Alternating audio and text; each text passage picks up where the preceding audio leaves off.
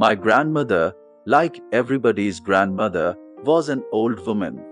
She had been old and wrinkled for the 20 years that I had known her.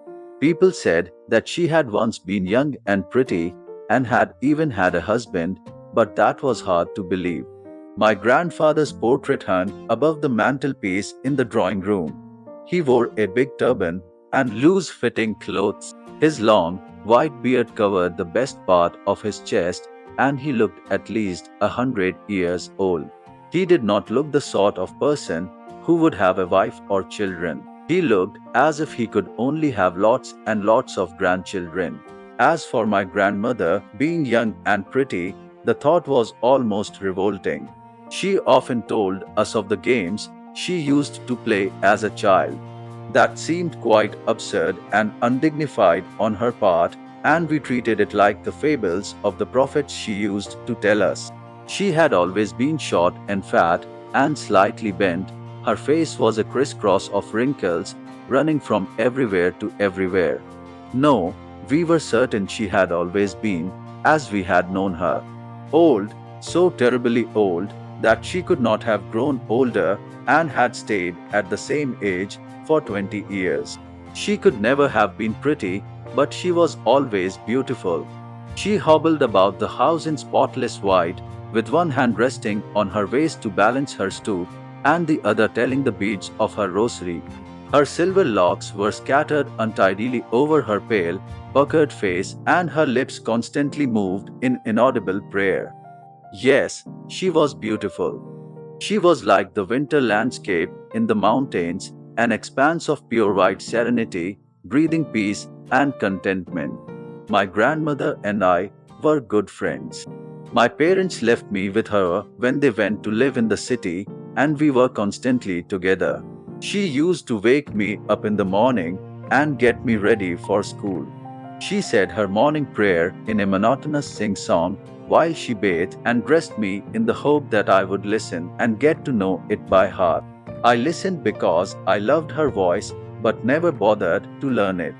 Then she would fetch my wooden slate, which she had already washed and plastered with yellow chalk, a tiny earthen ink pot, and a red pen, tie them all in a bundle, and hand it to me. After a breakfast of a thick, stale chapati with a little butter and sugar spread on it, we went to school. She carried several stale chapatis with her for the village dogs. My grandmother always went to school with me because the school was attached to the temple. The priest taught us the alphabet and the morning prayer. While the children sat in rows on either side of the veranda, singing the alphabet or the prayer in a chorus, my grandmother sat inside, reading the scriptures. When we had both finished, we would walk back together. This time, the village dogs would meet us at the temple door. They followed us to our home, growling and fighting with each other for the chapatis we threw to them. When my parents were comfortably settled in the city, they sent for us. That was a turning point in our friendship. Although we shared the same room, my grandmother no longer came to school with me. I used to go to an English school in a motor bus. There were no dogs in the streets, and she took to feeding sparrows in the courtyard of our city house. As the years rolled by, we saw less of each other. For some time, she continued to wake me up and get me ready for school. When I came back, she would ask me what the teacher had taught me. I would tell her English words and little things of Western science and learning, the law of gravity, Archimedes' principle, the world being round, etc. This made her unhappy. She could not help me with my lessons. She did not believe in the things they taught at the English school and was distressed that there was no teaching about God and the scriptures.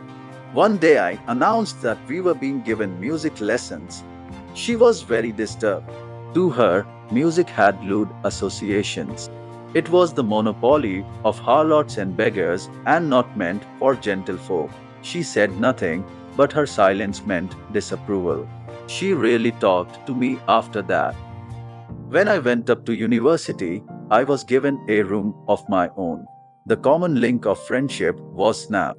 My grandmother accepted her seclusion with resignation. She rarely left her spinning wheel to talk to anyone.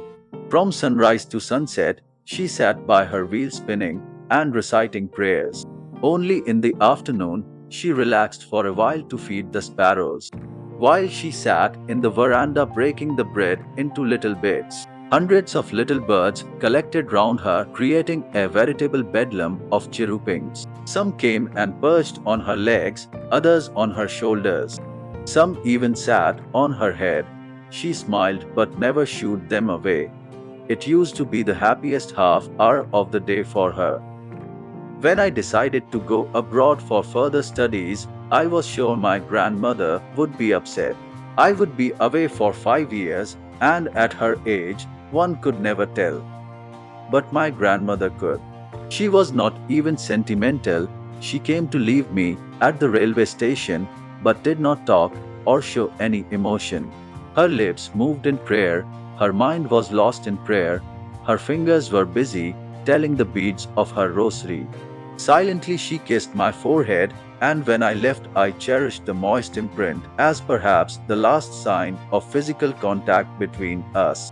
But that was not so.